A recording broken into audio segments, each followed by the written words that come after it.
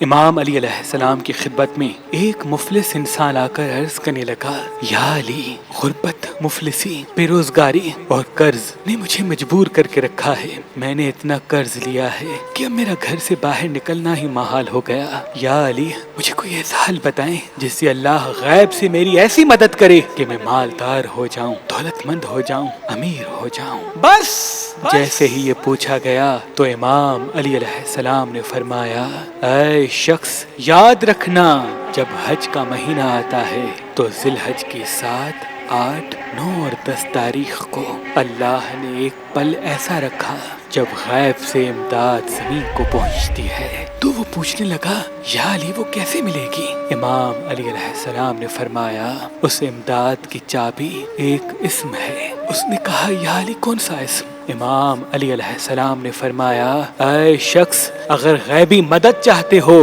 تو ذی الحج کی 7، 8، 9 اور 10 تاریخ کو مغرب اور عشاء کے درمیان آسمان کو دیکھ کے 7 مرتبہ اس اسم کو پڑھا کرو، یا رزاق و یا رحمان، یا معز و یا غفار۔